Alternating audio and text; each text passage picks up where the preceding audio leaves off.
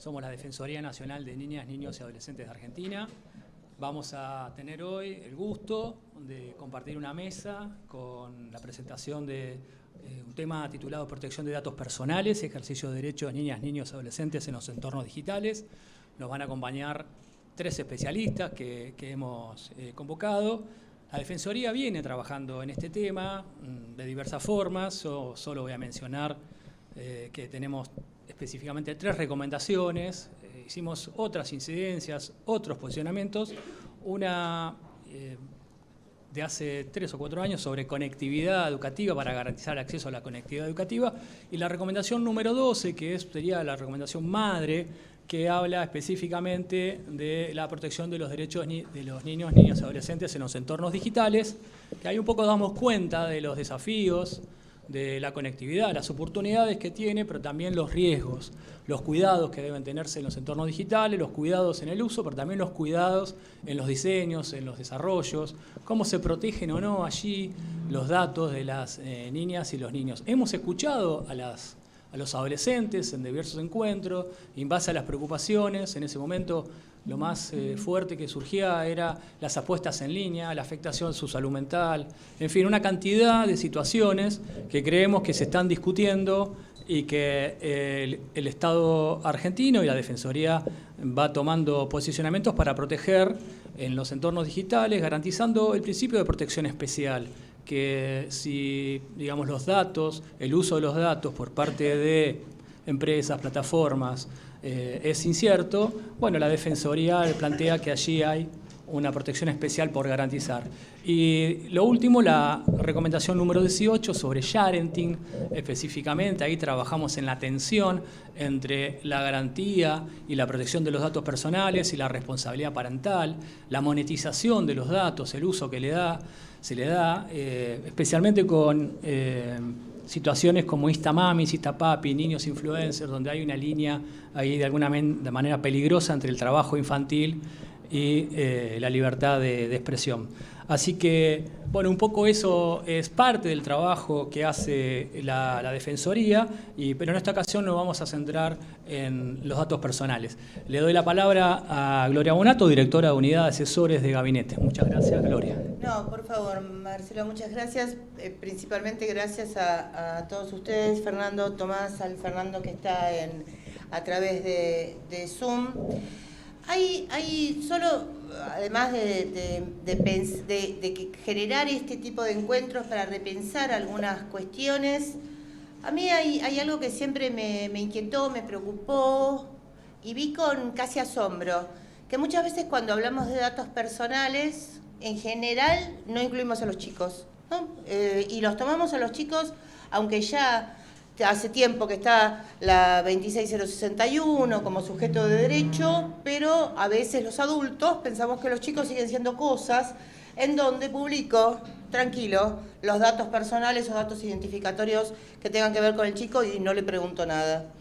Pero además de eso hay otra cuestión que siempre me inquieta, que es esto de, bueno, si ya lo tienen porque usás cualquiera de las plataformas o cualquiera de las redes, ¿para qué voy a cuidar mi dato personal?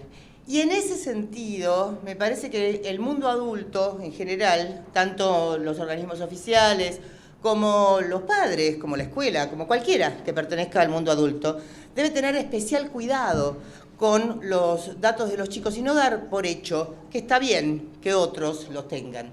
¿Por qué? Porque el dato personal es parte de un dato personalísimo, ¿no? Como decimos nosotros los abogados. Y en eso constituye tu integridad, constituye tu identidad, fortalece o no tu dignidad. Y en este marco, y además a tan pocos días del 24 de marzo, creo que también debemos pensar, ¿no es cierto?, qué pasaba con nuestros datos personales en otro momento y para qué también se usaban. En ese sentido digo, más allá de que la tecnología es maravillosa, más allá de que efectivamente nos ayuda a un montón de cuestiones, debemos como sujetos y como sujetos democráticos, además, inspirar a que cada chico, cada chica se cuide y como mundo adulto cuidar a que cada chico y cada chica se cuiden. Así que les agradezco muchísimo acompañarnos en esta, que sabemos que, en esta patriada iba a decir, porque sabemos que en algún sentido no es sencillo cuando al sentido común se le dice, nada, si los datos son de todos y no le pertenecen a nadie. Así que una excelente jornada para hoy, Marcelo. Bueno, Gloria, te agradecemos. Sabemos que te tenés que retirar por la agenda de la Defensoría. Bueno, muchas gracias. Voy a explicar brevemente la dinámica del encuentro. Los expositores van a hablar 20 minutos cada uno y luego vamos a generar un espacio de preguntas. El primer expositor está conectado, creo que está conectado, está bien, ¿no? Está en línea, así que vamos a empezar. Primero, un agradecimiento especial a la fiscal Daniela Dupuy, que hoy estaba convocada, no puede venir, en este momento está en un juicio oral, y más vale que esté ahí, no acá, así que está realizando sus alegatos, pero bueno, va a estar Fernando Dedovich, que es parte de su equipo, quienes va a exponer. Fernando es abogado de la UBA, secretario de la Unidad Fiscal Especializada de Delitos y Contravenciones Informáticas de la Ciudad Autónoma de Buenos Aires. Varias de sus funciones tienen que ver con la protección de los derechos personalísimos y los datos de niñas, niños y adolescentes. Es docente en investigación en cibercrimen del Instituto Superior de Seguridad de Cava y, entre otras universidades, está en la Austral, San Andrés y en La Plata. Así que, bueno, Fernando, te escuchamos. Bueno, muchas gracias por la introducción. Un saludo para todos. Lamento no haber podido asistir personalmente, pero por cuestiones de agenda acá también de la Fiscalía, me era imposible llegar a horario. Comparto mucho las palabras de inicio, tanto de Marcelo como de Gloria. Entiendo que esto no diría cada año, sino cada segundo es diferente, porque la tecnología se modifica mientras estamos hablando en esta conferencia. Seguramente hay algo nuevo para hacer en cuestión a los datos personales o protección de los niños, niñas y adolescentes, ¿sí? Previo a adentrarme en el tema, quiero ser bastante conciso por el poco tiempo que tenemos. Quiero contarles un poco de cuál es la función que tengo acá en la Fiscalía, a qué se dedica la Fiscalía que encabeza la doctora Daniela Dupuy. Es una unidad fiscal creada del año 2020, pero si bien ya estábamos trabajando desde el 2012 en la temática de delitos informáticos, en los cuales tenemos varias competencias, ¿sí?, de delitos informáticos, y tenemos mucha injerencia en lo que es la protección de niños, niñas y adolescentes, ¿sí? Porque parte del grupo de delitos que investigamos nosotros es relacionado con los niños, niñas y adolescentes. Específicamente, delitos, dos artículos en particular, que son el 128 y 131 del Código Penal. El 128, básicamente, a grandes rasgos, pena todo lo que es el tráfico de material de abuso sexual infantil, ¿sí? Ya sea la tenencia, la distribución, la producción, la comercialización. Y el 131, el más conocido como grooming, es el ciberacoso de niños y niñas y adolescentes por parte de un mayor, con el fin de cometer un delito sexual en su contra. Es decir, pena el mero contacto de una persona mayor con un menor con el fin específico de cometer un delito sexual en contra de ellos, ¿sí? En el ámbito de estos ya 14 años que estamos trabajando en este tipo de delitos, hemos tenido gran cantidad de casos y lo que estamos viendo o que vemos día a día es el cambio en el accionar de los delincuentes, de cómo se hacen de los datos personales de los niños. A veces les es muy fácil, por como muy bien decía Gloria antes, esta exposición de los niños que parece que no los tienen en cuenta cuando se habla de datos personales, capaz a veces pasa por algún familiar, algún padre que los sobreexpone de manera tal que cualquier persona pueda acceder a ellos, ¿sí? Es como abrir las puertas de nuestras casas, básicamente, cuando estamos hablando de redes sociales. O bien hay casos que son más sofisticados, por así decirlo, donde los delincuentes van de a poco ganándose la confianza de los menores para cometer cualquier tipo de delito sexual en su contra. Eso en base a los delitos que investigamos desde la UFEDICI, ¿sí? También tenemos contravenciones específicas en el ámbito de la Ciudad de Buenos Aires, relacionados con la niñez. Uno de ellos es el hostigamiento digital hacia niños, ¿sí?, que es una pena grabada, digital normal, como también la difusión de imágenes íntimas. Esto es lo que estamos viendo muchas veces en la Fiscalía, que está pasando cada vez más, donde se obtienen fotos y videos de menores de carácter íntimo, pueden ser sexuales o no, capaz que no reúnen las condiciones típicas del Código Penal del 128, pero se trata de fotos íntimas y una sobreexposición y una viralización de contenido, la verdad que es alarmante. Eh, Obviamente que los niños, niñas y adolescentes, es un grupo vulnerable, ¿sí? Esto no lo digo yo, lo dicen muchos especialistas en la materia, eh, y más especial, que deben tener especial protección, más aún cuando hablamos de los datos personales. ¿Y por qué? Porque un dato de un niño o niña adolescente, una vez que es viralizado, una vez que es puesto a disposición del resto, es muy difícil eso retrotraerlo al estado anterior, ¿sí? La tecnología, perdón, vino a abrirnos muchas puertas, muchas facilidades al momento del trabajo, de comunicación, pero lo cierto es que también es un arma de doble filo. A mí me gusta definirlo como un arma de doble filo porque también esas facilidades se pueden transformar en riesgos a niños, niñas y adolescentes, ¿sí? A estos llamados nativos digitales, que hoy por hoy los chicos, cuando yo tengo un hijo de 9 años, usan el celular, la verdad, con una facilidad y eso es alarmante. ¿Sí? ¿Por qué? Porque están inmersos en esta temática, ya nacen con estos contenidos a plena mano. No es como antes, capaz que había que esperar o ir a un ciber para conectarse a MSN, lo que sea, capaz que los que son más grandes se acuerdan.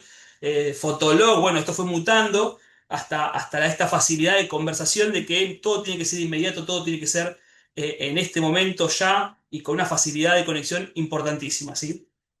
Eh, Como les decía, este es el trabajo que hacemos desde la UFEDICI, dentro de lo que es el MPF de la Ciudad Autónoma de Buenos Aires. Ya terminamos esta parte introductoria.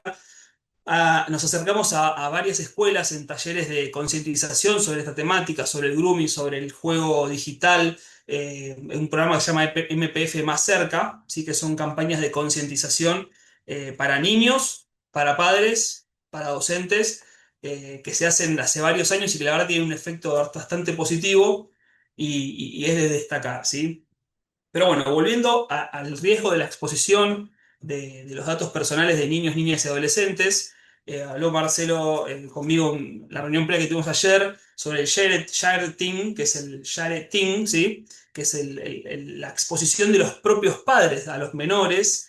Eso tiene un problema muy grande en lo que es, por un lado, la posibilidad de que el menor, que puede ser que tenga cuentas o no, sea contactado por algún groomer, o bien esas imágenes, videos, sean captados con otros fines, ¿sí?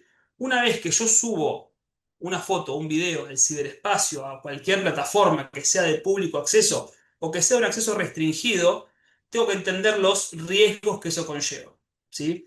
Una vez que yo me desprendí de ese archivo, de esa foto, de ese video, ya no hay vuelta atrás, ¿sí? No hay vuelta atrás en el sentido que ya esa imagen forma parte de todos los archivos que integran el ciberespacio.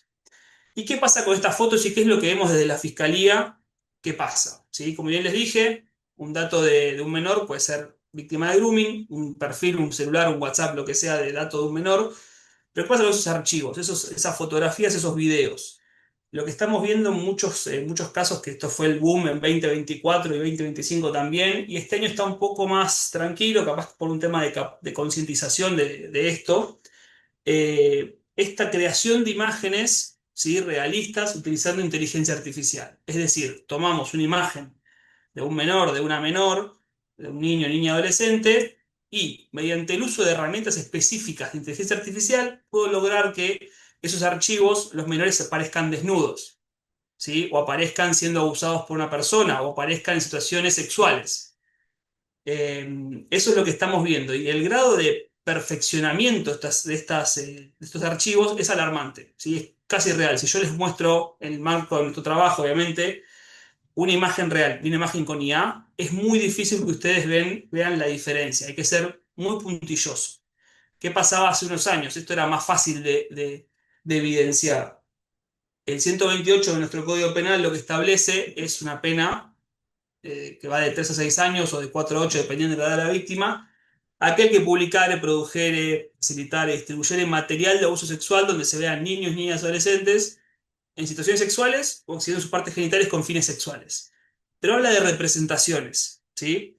Y al momento de legislar y de incorporar la Convención de Budapest, que es la que legisla sobre delitos informáticos, hizo una salvedad, que las imágenes simuladas no formaban parte de este grupo, ¿sí? Es decir, cualquier imagen simulada no era delito. Uno podía simular una imagen de un menor siendo abusado, cualquiera de las circunstancias que expliqué antes, y eso no iba a ser un delito para el legislador argentino. ¿Qué pasaba? Esto fue hace más de 20 años, por lo cual en esos 20 años la tecnología avanzó muchísimo. En los últimos 20 años pasaron muchas cosas en materia tecnológica. Entonces, esa salvedad, ¿sí? Estaba pensada capaz para dibujos como anime o hentai, que es la rama que hace de dibujos sexuales de menores, o bien photoshops más burdos, capaz, una cara pegada dentro de un cuerpo. Pero hoy por hoy estas herramientas facilitan dos cosas. Obviamente, crear imágenes de menores en situaciones sexuales y bien tratar de normalizar la sexualidad en los niños. ¿Qué hace un groomer, un pedófilo que se contacta con un menor?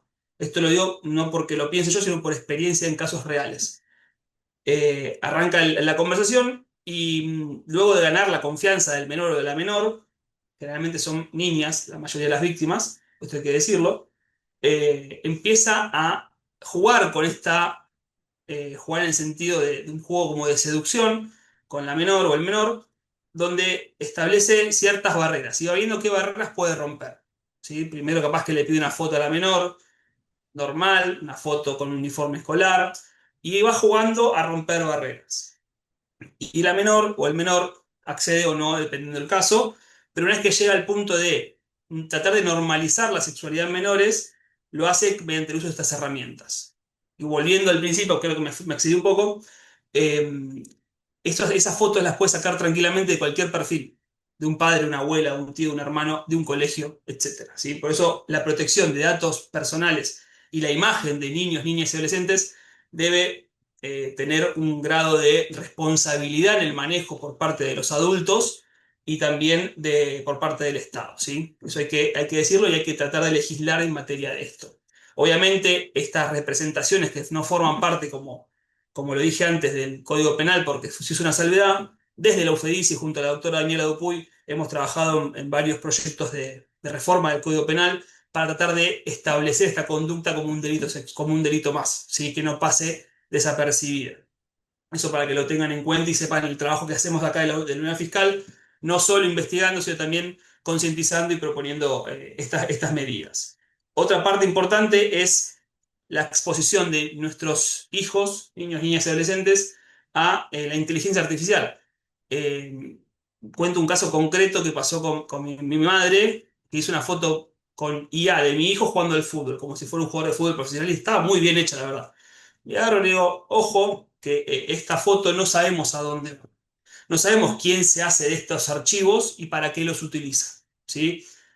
Porque es la verdad, no lo sabemos. Un caso muy claro de esto, que lo digo anecdóticamente, capaz que no tiene que ver con la protección de datos personales, es esta aplicación Pokémon Go, que hace unos años era furor en todo el mundo, donde todos los niños iban con los celulares por todas las ciudades del mundo buscando los Pokémon, sacando fotos, filmando las ciudades. Bueno, estamos hablando de cerca de 30 mil millones de archivos fotográficos de todo el mundo que se originaron a través de esta plataforma. ¿Y qué pasó? La empresa que se hizo esos archivos y que manejaba este juego mutó y se mutó y vendió y fue vendida a una empresa de robótica. ¿Y qué hicieron con esos datos? Crearon un mapa del mundo, básicamente, para incluirlo en su base de datos y poder explotarlo posteriormente. Por eso digo, uno no sabe para qué usa para cómo terminan las fotos de uno de sus hijos en el Internet. Eso por un lado. Eh, otro ítem que hay que tener en cuenta y creo que también formaba parte de las recomendaciones que habló Marcelo, la estuve leyendo ayer y hoy, me parecen espectaculares, me parecen muy claras, muy completas, y vale la pena su difusión y su lectura, es entender la importancia de la huella digital de cada uno de nosotros, ¿sí? Que es la vida nuestra en el ciberespacio. Y más aún cuando hablamos de niños, niñas y adolescentes, ¿sí? ¿Por qué?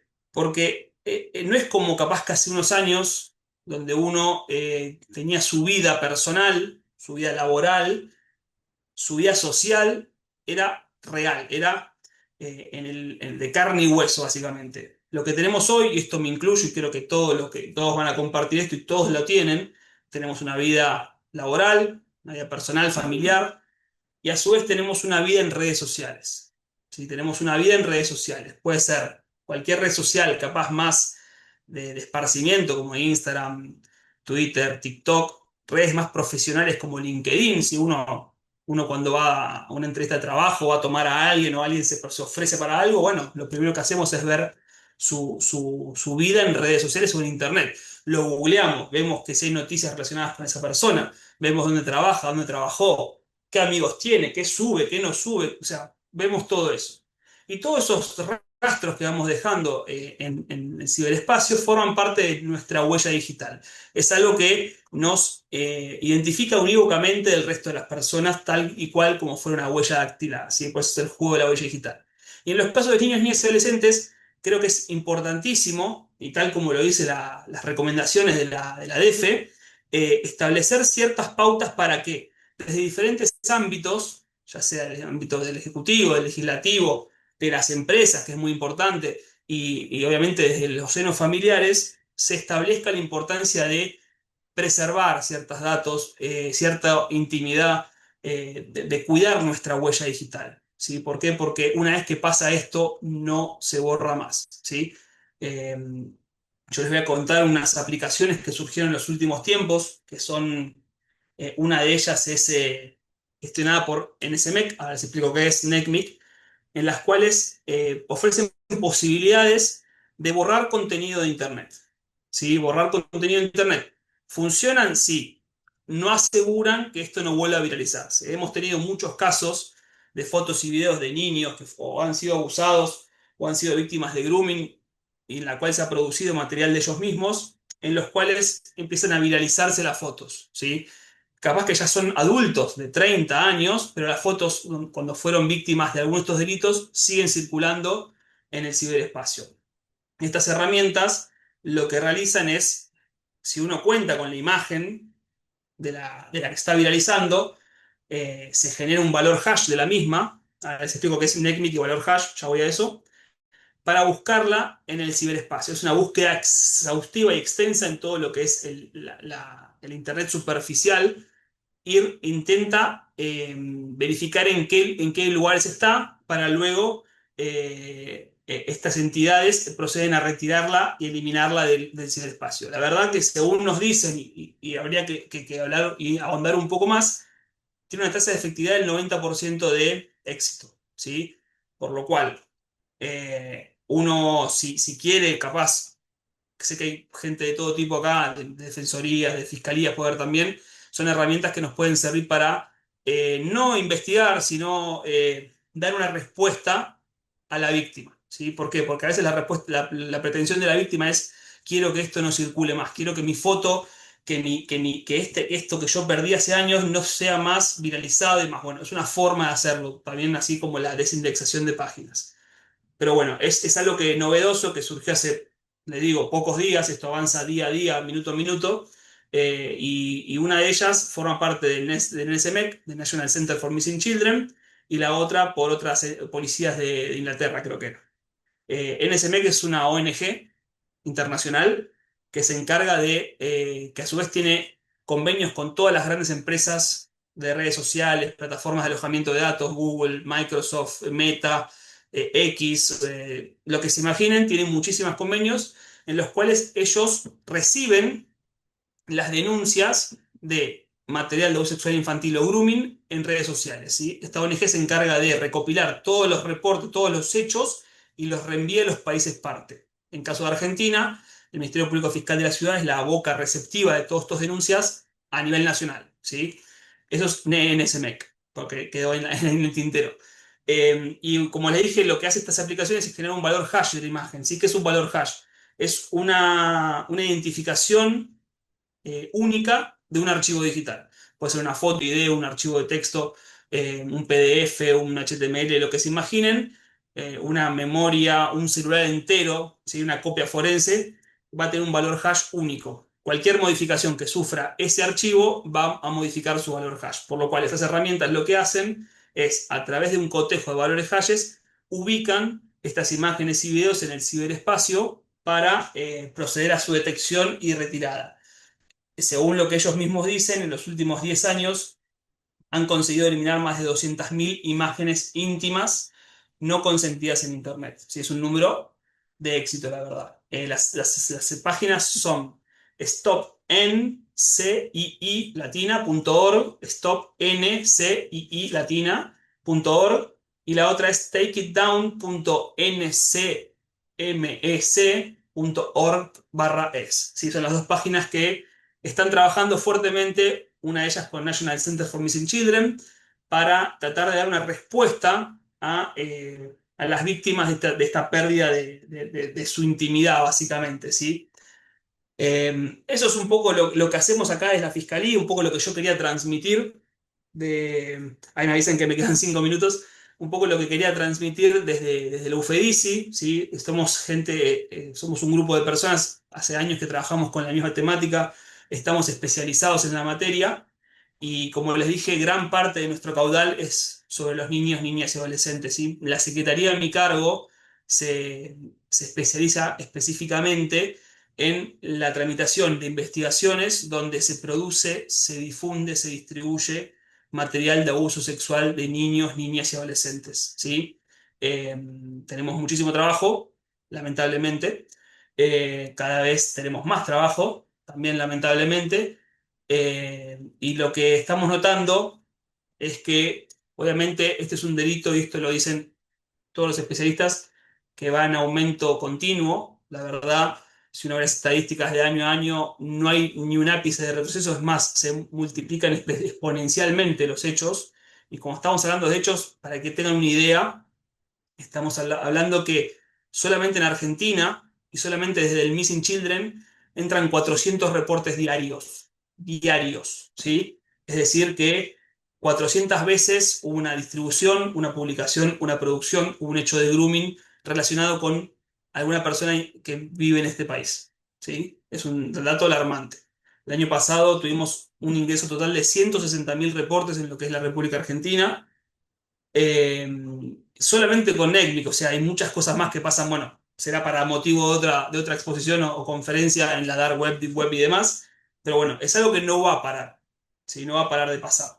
Pero lo que notamos desde la UFEDICI, a cargo de Daniela Dupuy, es que eh, hemos visto algún tipo de variante en relación al grooming a partir de la concientización, ¿sí? Hemos visto que en los últimos años se trabaja fuertemente, no solamente desde el MPF, sino muchas ONG más que ya las deben conocer, Grooming Argentina y muchas más, que trabajan fuertemente en la concientización, en la visibilización de estos delitos. Obviamente, el poder, perdón, el derecho penal, la justicia penal llega tarde, siempre. ¿Sí? Ya se cometió el delito. Uno lo ve en las ley Micaela, ley Olimpia, son leyes muy, muy, muy puntuales y muy importantes, pero ya se originan a partir de un hecho trágico, ¿sí?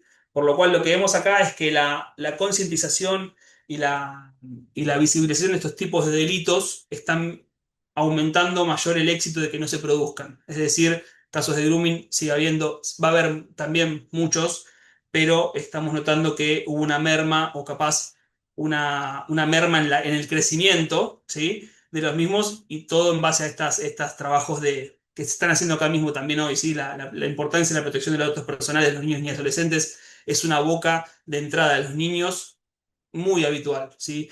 La sobreexposición de ellos es una boca de entrada a ellos muy, muy, muy específica y muy habitual. Y como les dije, tenemos que tomar ciertas cartas en el asunto desde el Estado, ya sea cual sea el estrato nacional, municipal, provincial, desde las empresas, que son los que manejan esa información, ¿sí? Tenemos que tomar cartas en el asunto para tratar de bajar estos datos, bajar estos números alarmantes que yo les acabo de mostrar, ¿sí?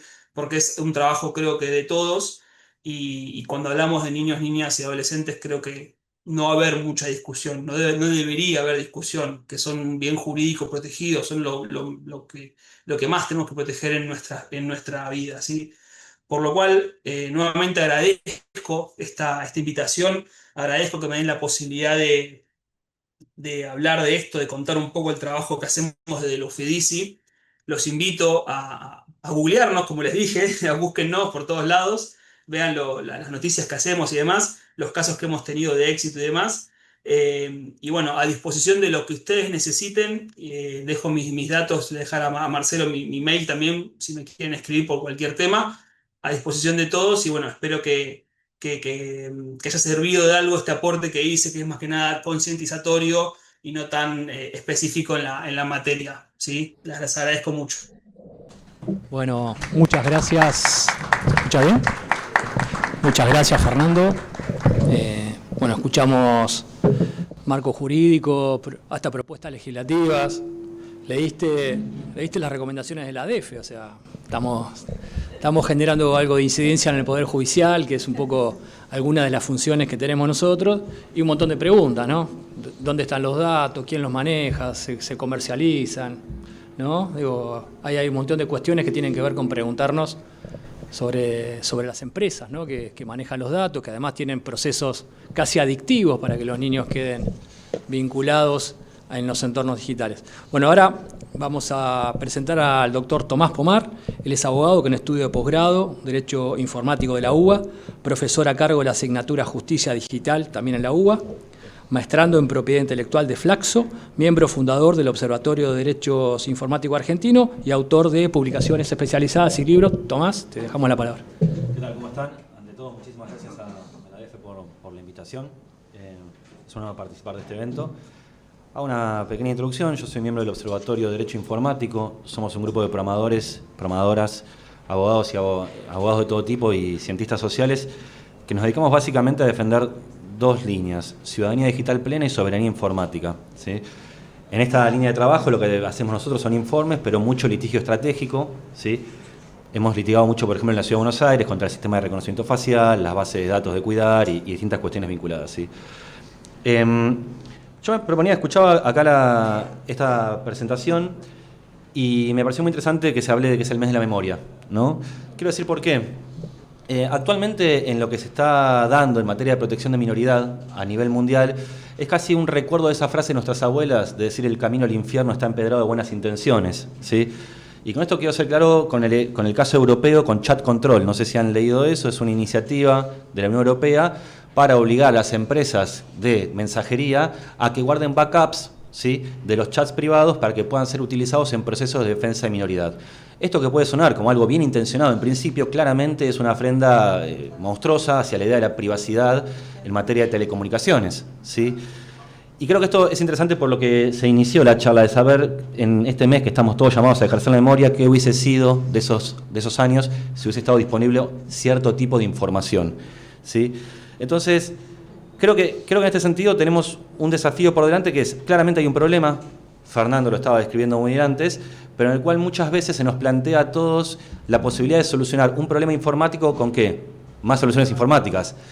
Y eso parece que nos lleva siempre a una discusión en la cual todos los especialistas en materia de derecho o minoridad somos arrastrados a discutir un lenguaje foráneo, como es el de la innovación o la programación, y donde tenemos que dar por vetustos nuestros conocimientos.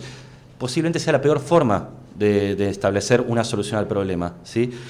Entonces, yo propongo una pregunta con respecto a la idea de innovación y esta idea de que todo cambia, ¿sí? Nosotros creemos que el derecho está para regular conductas, no técnicas, ¿sí? Es cierto que en materia de derecho penal hay un principio limitatorio, el principio de tipicidad, pero, por ejemplo, la tipificación del homicidio no cambió cuando se inventó el arma de fuego con respecto al arma blanca, ¿sí? Y no se alteraron tan sustancialmente las metodologías de investigación penal para poder condenar a las personas, ¿sí? Digo esto porque muchas veces atrás de esta idea de innovación, lo que se termina por justificar es la inacción, la impotencia de los órganos de control, que son llamados muchas veces a accionar con estas problemáticas, ¿sí? Aclaro esto, desde hoy venimos trabajando muy fuertemente diciendo muchas veces no se trata de nuevas normas, no es un problema de la balanza de la justicia, sino de cómo reconstituimos la eficacia, la espada, cómo hacemos que los juzgados, las fiscalías puedan hacer un enforcement de las investigaciones contra sistemas digitales que están extranjerizados muchas veces, como mencionabas antes, ¿sí? Entonces, creo que, volviendo al punto central, algo interesante a tener en cuenta en el estado actual de debate es que el dato, si bien es algo sustancial, muy rico, en el estado actual de desarrollo no es más que la materia prima sobre la cual se conforman otros espacios. Hoy en día no hablamos de protección de datos en minoridad nada más, sino de la protección de los menores en entornos digitales. Si yo acá digo, por ejemplo, Fortnite, Roblox, Discord, seguramente haya gente acá con niños o niñas que diga, sí, yo mi pibe lo tengo en esta situación, lo tengo todo el tiempo en Roblox, no sé con quién habla, ¿sí? Entonces, a mí me parece interesante ir a la idea de entornos digitales. ¿Por qué? Porque algo muy curioso de la época que nos toca atravesar a todos y a todas es que hablamos de que los niños están en riesgos en entornos digitales lúdicos que al mismo tiempo monetizan cientos de millones de dólares. Es decir, sistemas de juegos que son modelos de negocio multimillonarios y transnacionales se esconden bajo la innovación para después dar supuestos de responsabilidad donde hay casos de grooming, de abuso y demás. Entonces, en ese entendimiento de que quizás es mejor hablar de entornos digitales y al momento de hablar de entornos digitales, saber que no es lo mismo, bueno, vos lo podés explicar mejor que yo, la arquitectura del sistema de Roblox no es la misma que la de Fortnite. Roblox es mucho más riesgoso para los menores por las posibilidades de generar interacciones privadas que tiene. Discord tiene otra mecánica, ¿sí? Y al mismo tiempo todas estas plataformas donde están nuestros chicos y chicas tienen medidas de seguridad que toma cada una de las empresas que pueden ser cuantificadas. Todo lo que pasa en una empresa informática está cuantificado. ¿A qué quiero llegar con esto? Yo quiero presentarles a ustedes un caso que es el de la Fiscalía General de Luisiana contra Roblox, ¿sí? Esta es una causa presentada en el mes de agosto pasado que desde el observatorio creemos fuertemente que este es el camino a seguir, ¿sí? ¿Qué es lo que plantea la Fiscalía de Luisiana contra Roblox? Es un caso muy sencillo en el cual no hace falta saber mucho de programación para darse cuenta qué es lo que está mal. La Fiscalía establece, dice, por los informes, en el mercado bursátil puedo ver cuánto fue la ganancia reportada ante la SEC, la Secretaría sería la CNB, americana, perdón, ante la CNB de la empresa. Y al mismo tiempo, por los propios informes de la empresa, podemos cuantificar cuántos son sus usuarios activos mensuales, ¿sí? MAU, por la sigla en inglés. A eso surge una pregunta. ¿Cuál es el porcentaje de presupuesto destinado de la empresa a moderadores y protección de los consumidores que son en su mayoría menores? ¿Sí? Esto que puede parecer ciencia ficción cuando uno lo plantea es básicamente hacer costos, pero en entornos digitales, es hacer costos sobre el total de ganancia reportado ante un organismo de control financiero. La empresa tiene que informar cuánta gente tiene de moderadores, qué sistemas de inteligencia artificial utiliza para moderar automatizadamente, con qué grado de veeduría, ¿sí? Y al mismo tiempo una técnica que podemos utilizar, para establecer la existencia de responsabilidad por parte de las empresas es compararlo con otras empresas. Por ejemplo, yo me traje unos datos acá, los pude sacar justo antes de venir, que es una parte del escándalo que se está dando con Roblox, ¿sí? Es que Roblox estaría en tema de moderadores humanos, no automatizados, sino moderadores humanos que regulan los motores, ¿sí? Estaríamos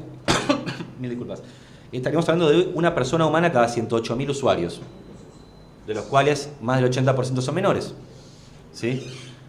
Por otro lado, otra plataforma que tiene otra arquitectura y tiene un grado de riesgo menor, en cierto aspecto, que es TikTok, presenta por reportes la existencia de un moderador cada 40.000 usuarios promedio. Entonces digo, me parece que acá con estos datos que yo estoy trayendo, que no son de derecho penal, yo aclaro, no me dedico al derecho penal, no es lo mío, ¿sí? Yo trabajo específicamente en temas de derecho público y civil, ¿sí?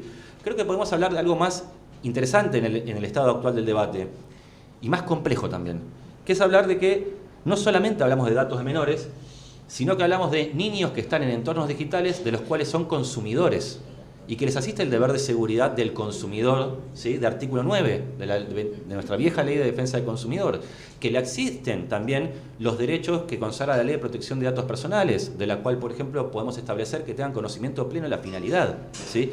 Y que eso, al mismo tiempo, cuando se trata de menores, exacerba un montón de protecciones especiales, exorbitantes, que corresponden por el especial grado de vulnerabilidad, ¿sí? Entonces, nosotros desde hoy lo que planteamos es fuertemente esta idea de un llamado. Voy a tomar la licencia porque vengo de organización de sociedad civil, ¿sí? Y uno tiene esa potestad, ¿sí? Que es, necesitamos corrernos el velo de la innovación, porque si no nos corremos el velo de la innovación al entrar a estos debates, lo único que va a quedar es la bandera de la impunidad de los que se llevan una tasa de ganancia exorbitante. Hay un viejo fallo de la Corte Suprema, muy querido para todos los que hicimos la carrera en el proceso de reforma del Código Civil. Somos los que nos recibimos y nos dicen al próximo día, tomá nuevo Código Civil, episodio traumático. Pero hay un gran fallo de la Corte Suprema la previa, la composición del 2007-2008, que es el fallo Mosca. No sé si acá alguien lo puede recordar, es un viejo fallo de un periodista, laburaba para Clarín, era chofer, el chofer de periodistas, que se come un piedrazo en el ojo en un partido de la cancha de Lanús, ¿sí? El fallo es muy querido por todos, es muy viejo, porque en él la Corte establece por vez primera el concepto de consumidor itinere, es decir, alguien que está expuesto a la relación de consumo. Alguien que sin ser el consumidor está expuesto al negocio que lleva a cabo el que hace la oferta pública de un bien, ¿sí? En esa demanda estaba denunciado Lanús, la provincia de Buenos Aires, que no es condenada, y también la AFA. ¿Y por qué cuento esto? Porque en ese caso hay un gran voto de creo que es de Lorenzetti y del doctor Petracchi. Entender esta idea del consumidor en sentido amplio, la relación amplia de consumo y todas las garantías constitucionales que asisten al consumidor a ser la parte débil en este tipo de contratos de adhesión. Entonces, en ese voto, lo que establece la Corte, hay una pequeña parte que es muy interesante, que lo que empieza a hacer es desagregar cómo es la distribución cómo era la distribución del producido de las entradas en la AFA, ¿sí? Y la Corte lo que dice es, si vos tenés beneficio económico, esto es por la AFA, porque la AFA decía yo no soy la cancha de Lanús, no tengo nada que ver, soy la federación, pero la AFA cobraba el 30% del ticket de entrada de cancha, ¿sí? Si vos tenés participación en la ganancia y tenés una participación sustancial, tenés responsabilidad respecto a los hechos dañosos que ocasiona la actividad que genera lucro. Y esto es un principio que viene del derecho romano. Esto es viejo, o sea, tipo del 1000. No dañar al otro. Y el principio alterum non ladere, no dañar al otro, demás. Entonces, creo que el gran llamado de la época es ese, es decir, ¿de qué forma desandamos todo este embrollo llamado innovación, programación? Estaba esta famosa frase de Scalabrini Ortiz, que le dicen cuando a uno le explican la economía de fuerza con reglas difíciles, que no son sumar y restar, sepa que le están estafando, ¿sí? Creo que lo mismo me ha pasado a mí en mi vida, siendo abogado, trabajando estas cuestiones hace muchos años con programadores y programadoras. Todo se puede explicar fácilmente, ¿sí? Entonces, para cerrar, no sé cuánto... no estoy yo. Perdón, ¿cuánto me queda? Perdón, porque yo si no... Pero después sí que te pasaste. Pero quiero cerrar con esta idea, creo que en este tipo de espacios son extremadamente importantes porque las personas que trabajan con minoridad están llamados a intervenir no solamente respecto a algo que es sustancialmente importante desde un punto de vista moral, sino que jurídicamente se ve asistido por un conjunto de herramientas exorbitantes del derecho, en base a principios de protección. Ahora bien, ¿de qué forma este tipo de espacios pueden ayudar a correr este velo de innovación y decir no te metas en esto, sabiendo qué es lo que se protege, ¿sí? Para hacer algo entendible y achicar la brecha entre la ganancia y la responsabilidad? Muchísimas gracias.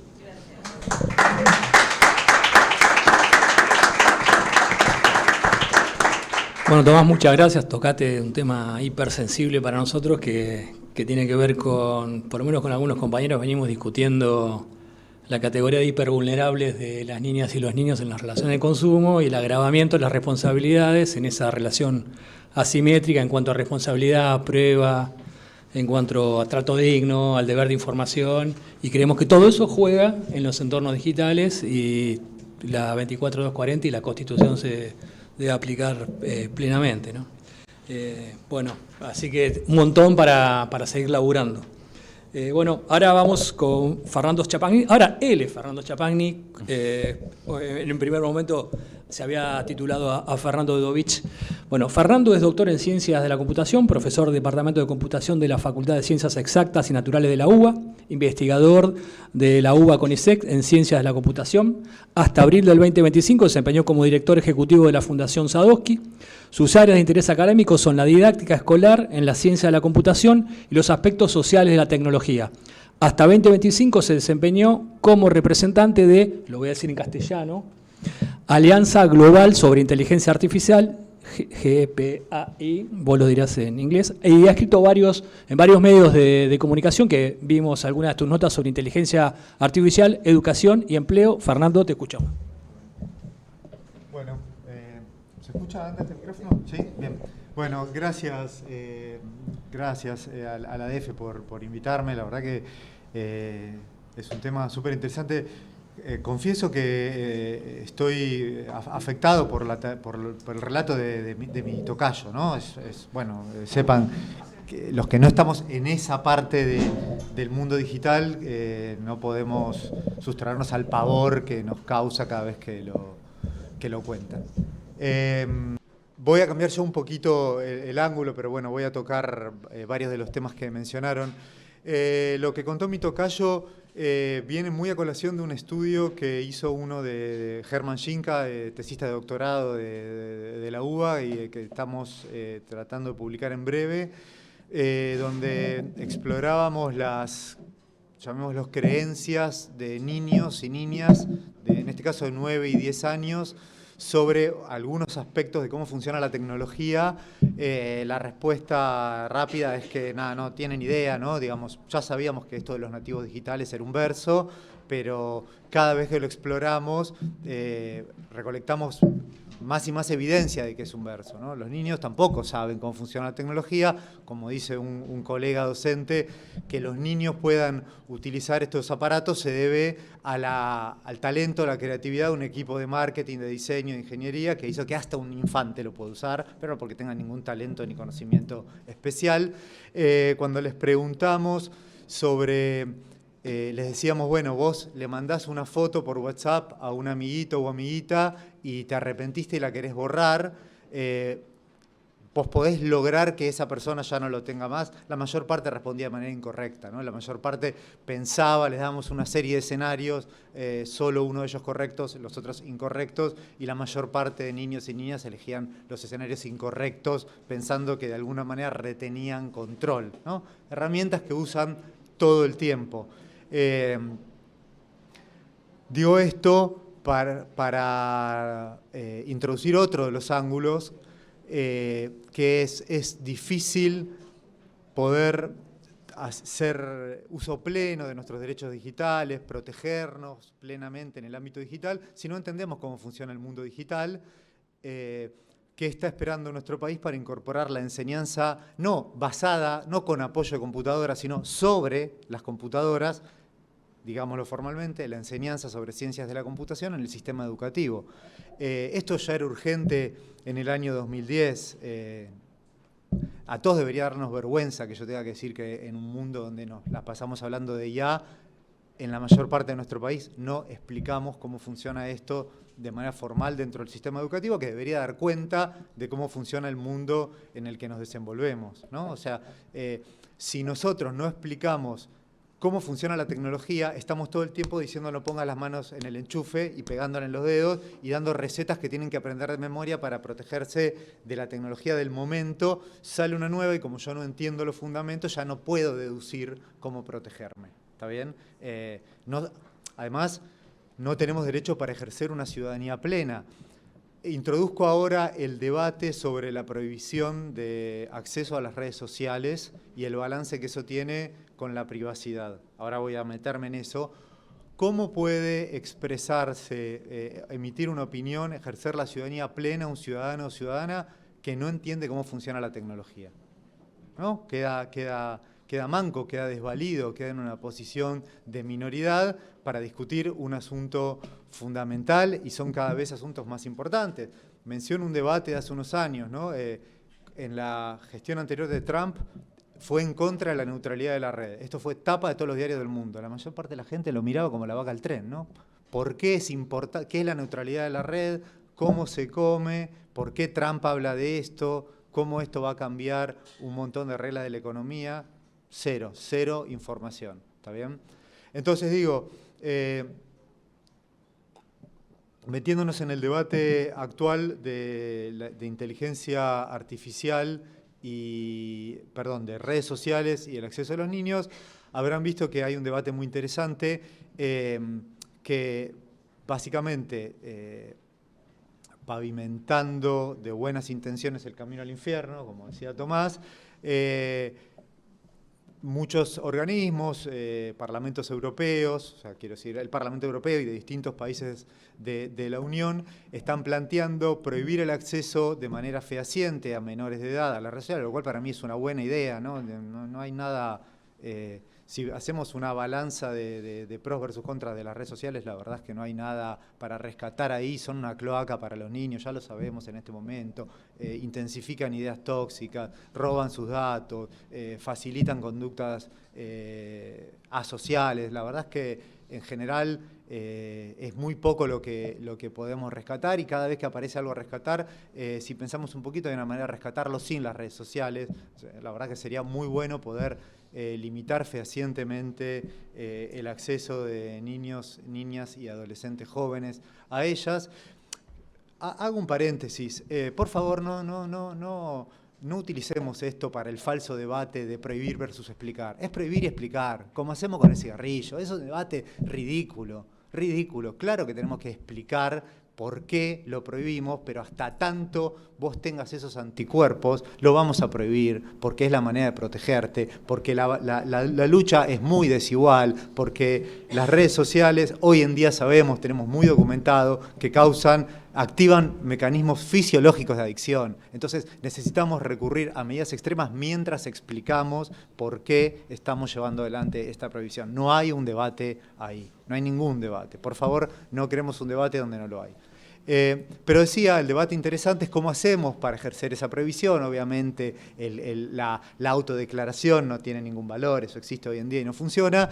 Y entonces la perspectiva que aparece en muchos países es la de decir, bueno, que las empresas pongan mecanismos fehacientes basados en identificación biométrica, pero claro, eso termina con el anonimato en las redes sociales, que sí tienen para los adultos, son el lugar de expresión pública, de intervención en el debate social, de intervención en el debate político, y en estas épocas de resurgimiento explícito del fascismo, donde grandes potencias del mundo están gobernadas por corrientes abiertamente fascistas, tenemos que reivindicar la posibilidad de expresarse sin poner en riesgo, sin ponernos en riesgo, y eso tiene que ver con el anonimato, muy lamentablemente. Víctimas de ataques cobardes anónimos en las redes, decimos esto con un dejo de sazón, de tristeza, porque sabemos que, digamos, el mundo de los trolls se beneficia de este derecho. Pero en este momento lo que prima en el mundo es la preeminencia del fascismo, el mandato es combatir el fascismo, y entonces tenemos que favorecer todas las herramientas que permitan la libertad de expresión, protegiéndose de las consecuencias que eso tiene. Obviamente la identificación biométrica plena es una manera, es más, podríamos conjeturar que tal vez no todas las declamadas buenas intenciones sean tales, y sea una manera de habilitar estos mecanismos, ¿no?, de identificación plena y por ende de persecución en base a las opiniones que la gente expresa en las redes sociales. Este debate me parece un debate muy interesante. Me encantaría, invito colegas a contribuir a soluciones actuales. Yo no tengo soluciones actuales. Sí hay, varios colegas sugieren soluciones futuras que me parece interesante. Tomás, voy a diferir con vos, porque yo sí creo que la tecnología tiene algo para aportar, y creo que algunos avances tecnológicos, primero, coincido en que no todo supuesto avance tecnológico lo es tal, pero algunos cambian la configuración del mundo y obligan a pensar las cosas. No es lo mismo el mundo en el que una carta viajaba a través del océano que el de la comunicación instantánea, y algunos avances de la tecnología digital sí cambian las condiciones de borde y las condiciones de posibilidad. Hoy en día hay una condición tecnológica que no está explotada, que es la de probar identidad sin relevar datos. Eso existe tecnológicamente, no me voy a poner a describirlo, pero uno podría tener algo que hoy en día no está implementado, que yo sepa en ningún lugar del mundo, pero la tecnología sí lo permitiría, con un costo monetario alto. Uno podría tener una especie de DNI, llamémoslo inteligente, suficientemente inteligente, de manera tal que vos, por ejemplo, me preguntes a mí, vos decime si sos una persona mayor de edad, y yo te voy a dar un código. Vos me haces esa pregunta, me das un código, y yo de alguna manera voy a introducir ese código en mi DNI, te voy a dar un código, y vos ese código lo vas a poder verificar, como cuando uno entra a una página web y ve que está habilitado el candadito que dice que es seguro o no, y si eso se te pone en verde, va a significar que un DNI oficial del Estado argentino dijo que esa persona era mayor de edad, y si no, dijo que no, sin darte ningún dato adicional. ¿Está bien? Y eso mismo uno lo podría hacer con otras preguntas. Por supuesto eso está sujeto a un montón de como toda solución tecnológica avanzada, hay un montón de ángulos que afinar, un montón de detalles que trabajar. Esto es algo que... ¿Se escucha? ¿Se escucha o me tengo que hacer? Decía, tomémoslo esto más como una idea para explorar desde la investigación, desde el desarrollo de la tecnología. No es una solución que esté implementable hoy en día, pero yo sí creo que algunos nos hemos dedicado a la tecnología porque creemos que ahí, a la ciencia y a la tecnología, porque creemos que eso es parte de resolver los problemas centrales de la humanidad, y vemos con mucha sazón cuando la bandera de la ciencia y la tecnología se utiliza para que se enriquezca el 1%. Pero reivindicamos la potencialidad que tiene para resolver algunos, no todos, algunos de los problemas que nos aquejan, y eso quería ponerlo sobre la mesa en el debate futuro, a la vez que reconocer que no tenemos una herramienta actual que permita encontrar este balance, pero bienvenidas todas las cabezas que se pongan a pensarlo, porque me parece que es una pregunta de urgente actualidad. Y si tengo un minuto más, tengo un minuto más, quería comentar otro aspecto, por ahí un poco más lejano, llevarlos al mundo educativo, que tiene que ver con la vulneración de los derechos de niños, niñas y adolescentes, y es la introducción, lo voy a decir mal y después lo voy a decir bien, de la inteligencia artificial en el aula. Hago una aclaración técnica que me parece importante. Los chatbots, como ChatGPT, ahora se puso en moda Claude, son solo una parte de la inteligencia artificial. Sería injusto, la sinécdoque que sería injusta, porque hay usos de la inteligencia artificial muy favorables, ¿no? Como la que procesa una placa torácica y nos dice si ahí hay una enfermedad que los humanos tardaríamos mucho en detectar. Sería ridículo meter toda la misma bolsa, porque no es lo mismo esa tecnología que nos permite detectar la enfermedad de manera incipiente, que nos permite optimizar la producción de una fábrica, no es contaminante, no requiere grandes volúmenes de datos, no tiene los problemas que mal llamamos sesgo. Entonces, de vuelta, la precisión terminológica acá nos ayuda a separar la paja del trigo. Yo hablo de los chatbots o LLM por sus siglas en inglés. Esa sí es la tecnología que contamina, que requiere grandes volúmenes de electricidad, de agua para refrigerar los centros de cómputo, de datos que muchas veces salen lisa y llanamente del robo, que está poniendo en peligro muchas profesiones. Esa sí es la que requiere ser mirada de manera mucho más crítica, mucho más escéptica, y esa es aquella cuya introducción en las aulas me preocupa muchísimo. Me preocupa muchísimo por dos cosas, ¿no?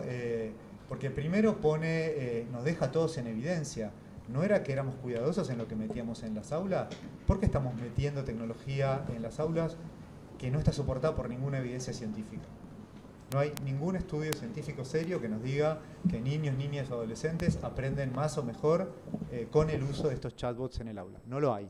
Sin embargo, está lleno de productos basados en esta propuesta, y una larga fila de funcionarios y funcionarias educativas que se están apresurando a gastar los escasos recursos del sistema educativo en ser los primeros en decir que metieron IA en el aula, en vez de capacitar a los docentes para que enseñen cómo funciona la IA.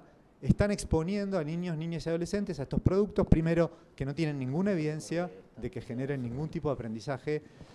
Segundo, me parecería redundante en este ámbito detallar los riesgos de fuga de información, ¿no?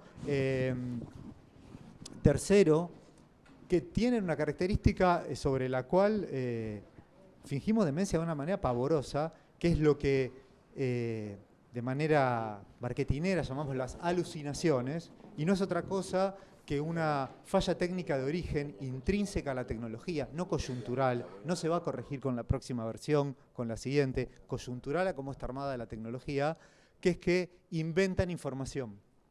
Entonces, de repente estamos exponiendo a los niños, a las niñas y a los adolescentes a herramientas que en cualquier momento, sin previo aviso, pero expresándose de manera muy certera, muy asertiva, inventan información. Pero no solo eso, resulta que ahora, en los últimos meses, estamos empezando a tener los primeros estudios que nos dan evidencia de lo que pasa con el aprendizaje, y ahí los resultados también son pavorosos. Hay varios estudios, hay algunos estudios con miles de casos, pero les voy a contar uno que está hecho con pocos casos, pero es más fácil de entender. Es un estudio que hizo un centro de investigación asociado al MIT, donde tomaron a los participantes y los separaron en 3 grupos y les pidieron que escriban, en castellano diríamos, una breve composición. ¿Está bien? El primer grupo no podía tener, por supuesto lo escribían en la computadora, pero no podían tener ninguna otra ayuda digital. El segundo podía buscar en internet, googlear, y el tercero podía usar ChatGPT. ¿Está bien? A los pocos minutos de terminar la composición, les pidieron que les contaran, bueno, contame, ¿de qué se trata lo que escribiste? En el grupo que no tuvo ayuda adicional, que solo pudo tipear, digamos, un 80% no tuvo ningún problema en recordar lo que había tipeado. En el grupo que usó Google pasó prácticamente lo mismo. Y en el grupo que usó ChatGPT, el 90% no recordaba lo que había tipeado, ¿no?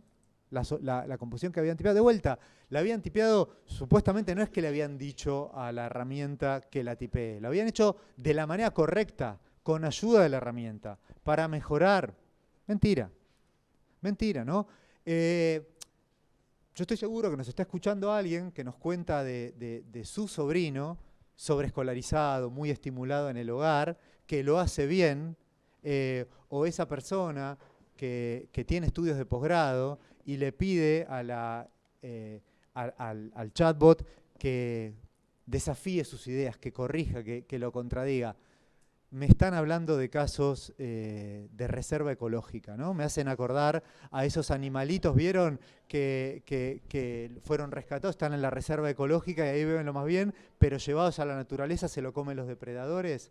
Bueno, seamos realistas. ¿Cuáles son los depredadores? Los depredadores son la tendencia que todos hemos tenido en la escuela, sacarnos la tarea de encima lo antes posible, la sensación de que nunca podríamos escribir una producción con ese nivel de lenguaje que tienen estas herramientas, la tentación de la inmediatez y tantos otros que todos seguro conocemos porque todos hemos estado ahí, porque todos estamos en contacto con niños, niñas y adolescentes y sabemos cómo es la experiencia escolar real y quienes dialogamos con docentes, no encontramos nadie que nos cuente en la realidad de manera masiva de esa historia del niño sobreescolarizado y lo que nos cuentan en confianza es no sé cómo hacer para que no se copien, para que no usen esto de la mala manera. ¿Lo podían hacer antes cuando googleaban? Sí, pero acá la escala es completamente distinta. Entonces me parece que ahí hay otro riesgo, esta vez relacionado directamente con el derecho a aprender de los niños, niñas y adolescentes. Y quiero terminar resaltando que el derecho a aprender es el derecho a aprender a pensar, ¿no? Lo que nos enseña la escuela es a pensar. En cada una de las materias, lo que nos están acercando son herramientas para pensar sobre los distintos ámbitos de la vida. De eso se trata la propuesta de exponernos a una cantidad acotada de contenidos para luego abordar una cantidad infinita de situaciones en nuestra vida posterior a la escolaridad. Entonces, cercenar la capacidad de pensar en la escuela es casi un crimen de lesa humanidad.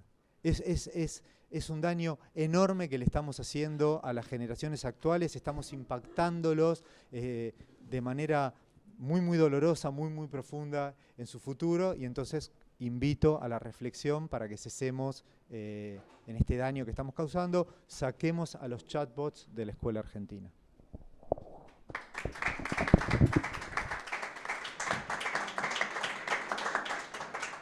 Bueno, muchas gracias. En el minuto de Yapa nos tiró otro tema.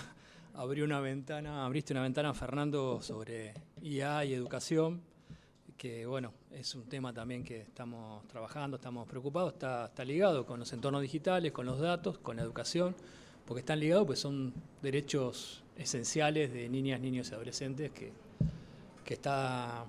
Digo, acá hay que repensarlos, ¿no? Como yo creo que lo que planteabas vos es que hay herramientas jurídicas clásicas que se pueden utilizar más allá de la innovación tecnológica y la Convención de los Derechos del Niño tiene un montón de años y hoy es plenamente aplicable entendiendo la tecnología, entendiendo los riesgos que tiene su uso. Pero yo no soy conferencista, así que Dejo abierta la posibilidad de hacer preguntas. Bueno. Hola, buenas tardes. Me gustaría hacerle una pregunta a Fernando, si sigue conectado. ¿Me dicen que sí? Porque en términos prácticos, ¿no? ¿Cómo recomienda él hoy hacer la denuncia y cuál es la prueba que puede aportar la familia en estos casos de delitos que él mencionó, de grooming específicamente? Hay muchas bocas para hacer denuncia, obviamente se puede denunciar por cualquiera de ellas. En lo que es el ámbito de la Ciudad de Buenos Aires, ¿sí? Yo recomiendo realizar denuncias a través del 0800 Fiscal o la página del Ministerio Público de la Fiscalía, que ofrece una serie de cuestiones y seguimientos para realizarla de forma rápida y segura, ¿sí? En los casos de grooming específicamente hay ciertos lineamientos que nosotros orientamos a los padres generalmente, que son los que denuncian, qué hacer y no hacer, ¿sí? No hacer es suplantar la identidad del menor para continuar con la conversación, ¿sí? Eso es lo que no recomendamos hacer. Por muchos motivos, y porque primero, en caso de demostrarse, sería una cosa de la tipicidad mismo del delito y demás, pero bueno, más allá de eso, recomendamos no hablar más con la persona esta. No bloquear, no borrar, no hacer nada que altere esa evidencia digital, ¿sí? Tener todo resguardado a disposición. Se pueden hacer capturas de pantalla, se puede hacer, pero lo ideal es tratar de extraer esos datos de manera forense, de manera técnica, ¿sí? A través de dispositivos que nos aseguren la inalterabilidad de esa evidencia digital, ¿sí? Porque la evidencia digital no es cualquier tipo de evidencia, es una evidencia especial, así que requiere ciertos recaudos a la hora de su manejo. Por lo cual, en un caso de grooming, supongamos una conversación por redes sociales, WhatsApp, no borrar nada, no alertar al groomer o al interlocutor de la conversación de cualquier tipo de denuncia, no responder más mensajes, no establecer un punto de encuentro con la persona. Pasa mucho esto, ¿sí? La idea es cuando el padre o la persona que va a denunciar este hecho se entera de esta situación, es enseguida, porque esto es algo que tiene que ser rápido, tratar de identificar qué perfil está hablando con su hijo o hija, eh, y poner a disposición de la justicia. Repito, ámbito de la Ciudad de Buenos Aires, lo ideal es la página del Ministerio Público Fiscal, el 0800 de la Fiscalía de la Ciudad, lo cual llega instantáneamente a un grupo de expertos que se encargan de verificar estos datos y pasarlo rápidamente a un equipo de intervención temprana. Si esto pasa en el día, en el momento, que se va a encargar de orientar al denunciante o a la denunciante el paso a paso de cómo tratar de continuar con el trámite de la investigación y resguardar esa evidencia, o sea, preservar esa evidencia de primer término que es importantísima para la investigación. ¿Sí? No sé si quedó respondida la pregunta o quiere que ahondemos sobre algún punto específico. Gracias, Fernando. Bueno, ¿alguna pregunta más? Creo que habían llegado a Eduardo. Hola, muy buenas tardes. Muchas gracias a los expositores. Tengo una pregunta. De darse una modificación, un escenario muy hipotético, de darse una modificación de la ley de datos personales, ¿cuáles son los puntos que consideran, es para quien agarre la pregunta, que el contenido específico de la reglamentación debiera incluir y no debiera incluir, o no debiera incluir, para reforzar la protección especial de los datos personales de niñas, niños y adolescentes? Bueno, la pregunta puede ser para los dos o para quien quiera contestar. Es una muy buena pregunta. Soy una posición tomada y creo que lamentablemente no va a ser lo que se ve con la modificatoria, que es básicamente establecer algún tipo de regulación para los datos inferidos, ¿sí? Y para la toma de decisiones automáticas que tienen los sistemas. Es decir, hoy en día no se trata solamente de la protección de datos, sino saber cuáles son el procesamiento que hacen las plataformas con los mismos y muchas veces los datos que constituyen mediante ese tratamiento internamente. En el estado actual de situación, quizás uno de los más grandes debates, yo particularmente trabajo mucho eso, pero con el software que usa el Estado, es que muchas empresas privadas, sean en el ámbito privado o como proveedoras del Estado, tienen sobre sus sistemas un secreto comercial que les asiste, ¿sí? Por cómo se realiza el software y las bases de datos. Y eso muchas veces obstaculiza la posibilidad de revisarlos, inclusive con orden judicial, ¿sí?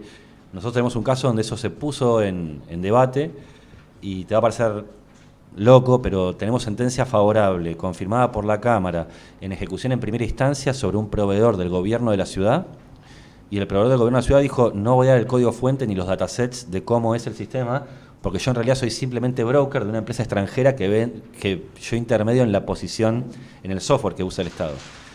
¿A qué voy con esto para responder la pregunta puntualmente? Podemos tener muchos articulados nuevos de protección de datos inferenciales, inclusive, como se dice en Europa, explicación de sistemas de decisiones automatizadas, ¿sí? Que haya algún grado de explicación mínima, ¿sí? Eso es súper necesario y es importante, pero creo que también es importante dotar a la jurisdicción, a los poderes judiciales, de algún tipo de herramienta para tornar efectivo eso, ¿sí? Sobre todo en los debates que cada vez se suscitan en mayor medida entre derechos subjetivos, sean de personas adultas o mayores, y el secreto de la propiedad intelectual que asiste a los dueños de las empresas, ¿sí? Entonces, te diría, buenísimo que se tomen los datos inferenciados, la explicación de decisiones automatizadas que está en el GDPR, ¿sí? Pero algo tenemos que hacer con el tema del secreto profesional del software, del copyright. Algo tenemos que hacer ahí. Porque si no, todos los derechos que consagremos, reconozcamos o demás, van a ser papel mojado porque el juez no va a tener nada para poder eso efectivizarlo, ¿sí? Bueno, ¿alguna pregunta más? Esperá que te dan micrófono. Me surge, desde la ADF venimos haciendo así un reconto de las protecciones en otros países en torno a redes, en torno a protección de datos, en torno a controles biométricos, si son la vía o no. Un poco pedirle la opinión en relación a eso, a los controles biométricos, si hay alguna opinión. Y también en términos comparativos de protección de datos, en qué situación está nuestro país comparado con otros países. Muy buenas preguntas, preguntón. A ver, datos biométricos, es un problemón. Te cuento lo que estamos publicando y demás, y consultas que recibimos. Específicamente voy con datos biométricos, creo que, de vuelta, es como cuando hablábamos antes de los entornos. Muchas veces, como dicen los amigos geeks, no digo por vos, pero muchos dicen hacer doble clic, o como dirían en las facultades sociales, hay que desagregar contenidos, ¿sí? Datos biométricos, específicamente, ¿qué es lo que está pasando mucho hoy en día?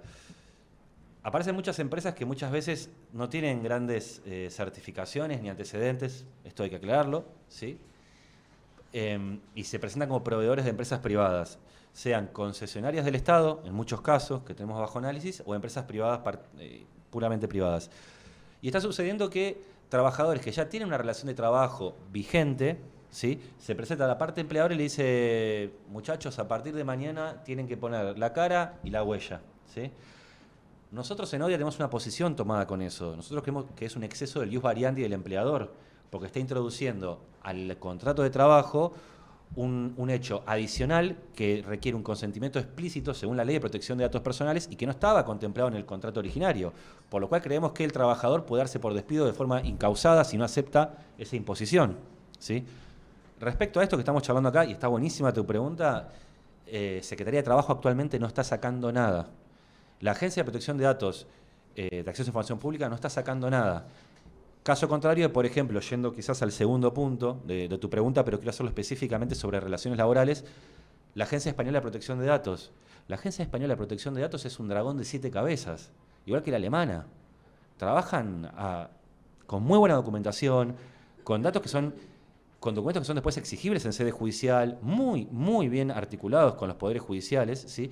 Donde, por ejemplo, tiene grandes documentos sobre cuáles son los parámetros para que se pueda implementar sistemas biométricos en las relaciones de trabajo, tanto ya vigentes como los nuevos contratos de trabajo, ¿sí? En base a la relación asimétrica entre empleador y empleado. Entonces, con esto te digo más o menos lo que pienso de datos biométricos en el espacio laboral, trabajo un punto de qué es la situación comparada y vuelvo, si querés, al diagnóstico de la situación actual. ¿Me dejás ponerte? Porque Sí, nosotros lo estamos pensando en base a la protección de los derechos de los niños, ¿no?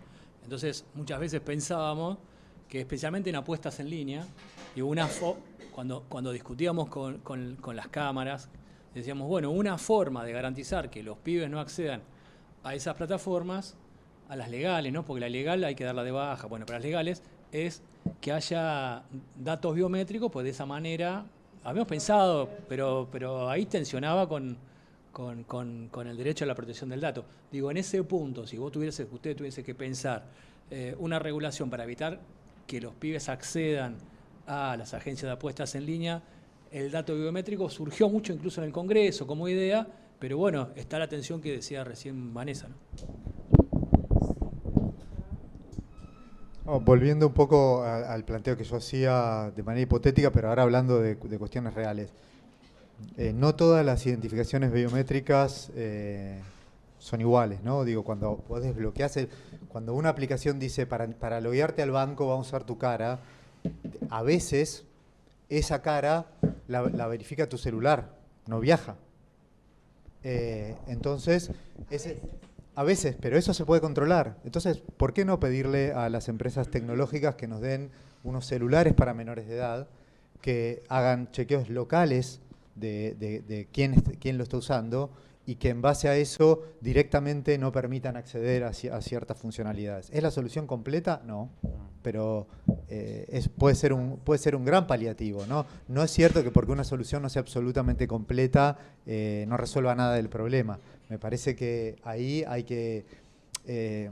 discúlpenme los amigos geeks del derecho, pero yo no les tengo tanta fe en lograr que las situaciones reales no se modifiquen. Me parece que muchas veces el derecho es punitivo, a veces reparatorio. Por supuesto que es necesario, eso está por fuera de la discusión, pero a mí me parece que, citándolos res non verba, ¿no? A mí no me alcanza con que le pidan, con que le prohíban, ¿no? Yo quiero ver cuál es el mecanismo concreto por el cual no vamos a dejar que accedan a las empresas de apuestas, porque tampoco confío en las empresas de apuestas. Entonces, me parece que acá, donde estamos hablando de gente que tiene definitivamente intenciones de vulnerar cualquier tipo de protección, de lucrar en cualquier tipo de hueco, tenemos que hacer lo más parecido a una protección 360, desde la ley, claro que desde la ley, pero también desde la persecución y también desde las herramientas tecnológicas para impedir la efectivización de esas vulneraciones. Entonces, nada, me parece que hay que pensarlo desde todos los ángulos. Yo, perdón, ¿puedo agregar algo ahí? Mira, te propongo algo, ¿sí? Parto de una idea general. Yo tengo una idea general, si bien yo no adhiero a ciertas visiones de la visión economicista del derecho, Posner, demás, si algo tengo claro en la vida, ¿sí? por cuestión de crianza familiar, los tipos que cambian el mundo no son los abogados, son los actuarios. Y lo puedo explicar eso muy sencillamente por qué el actuario cambia el mundo, ¿sí? Porque el actuario es el que le tiene miedo al abogado. Entonces el actuario lo que hace es tomar una hipótesis de riesgo, la cuantifica y la vuelve el giro comercial. Lo traduce el miedo a la estructura de costo de la inversión, ¿sí? Estoy resumiendo mucho el trabajo de los actuarios, con todo el respeto, pero el tiempo no da, es muy compleja la carrera. Ahora bien, pongo un ejemplo de esto. De antiguo, uno muy antiguo, uno más reciente y los desafíos futuros que tenemos. Cuando salieron los autos, ¿sí? A principios del siglo XX, finales del XIX, claramente se sucedieron un montón de tragedias. De hecho, los tranvías, hay muchísimas historias de nuestros bisabuelos con los tranvías, con el transporte. El tranvía era como un gran problema en Buenos Aires y demás, ¿sí? En un momento aparecen los actuarios. Y los actuarios dicen, che, empresa de transporte, che, dueño de auto, que están matando gente y queda una familia sin poder cobrar, esto no va más. Y el Estado, en su poder de policía, dice, cualquier vehículo rodante por la vía pública debe tener obligatoriamente para asegurar un seguro contra terceros, ¿sí? Si no lo frena la poli y decomisamos, no sé cómo se decomisa un tranvía, pero se decomisa lo que se tenga que decomisar, ¿sí? Eso fue el viejo modelo del 1900, ¿sí? Años 2000, ¿sí? No me acuerdo ahora los nombres de los fallos, pero los debería tener porque posgrado eran constantes, es vieja posición de Mercado Libre, el gran elefante en la habitación en todos los debates de derecho informático, ¿sí? Mercado Libre que te decía, yo solamente hago pop, junto gente que quiere vender con gente que quiere comprar. Yo... Rodríguez, con Google. Pero antes de Belén Rodríguez estaba Claps por unos sándwiches de miga, después hay un fallo llamado Costen, donde ahí la Cámara Civil y Comercial Federal separa el supuesto de lo que es la estructura, la arquitectura digital de Mercado Libre, que participa del precio final, porque el vendedor le suma al precio de venta la comisión de lo que era de motores, que de motores claramente sí era un clasificado porque no había variación por el tipo de venta con respecto a ocupar el espacio digital. ¿Me explico? No importa, es medio aburrido, pero si uno entiende el modelo digital, difiere la posibilidad de responsabilidad. se lo hace responsable a Mercado Libre. Mercado Libre empieza a responder, hoy en día en el fuero de consumo de la ciudad hay un montón de causas contra Mercado Libre. ¿Esto implicó que Mercado Libre no tomó acciones? No, mentira. Mercado Libre es farragosa la estructura que tiene muy buenos equipos de gente. ¿Qué fue lo que hizo Mercado Libre? Salió el Machine Learning, ¿sí? Desarrolló todo un equipo para evitar fraude online. Entonces, ¿qué quiero decir con esto? Yendo a una frase, tengo una frase que es medio soez de mi abuela Ertana, ¿sí? Que es, si las cosas no duelen, no cambian, ¿sí? Si acá no hay por parte del derecho una posibilidad de que hagamos algo para que haya un costo a la infracción del derecho, norma sin sanción no equivale a derecho, lo decía Ihering ya. Entonces, ¿de qué forma reconstituimos no relaciones jurídicas válidas, sino organismos de control con posibilidad de daño?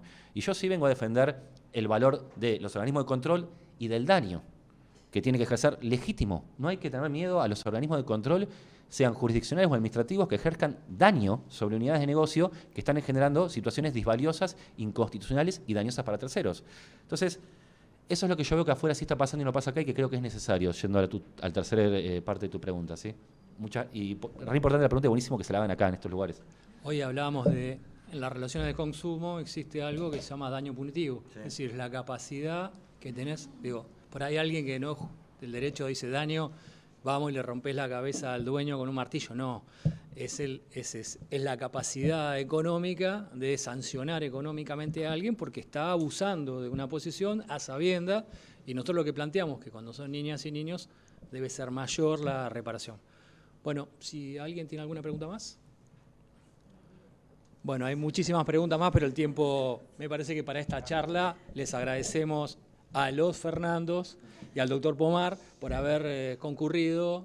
Bueno, muchas gracias y la verdad que estamos muy contentos por hacer estos encuentros y seguramente los vamos a repetir. Bueno, gracias por estar.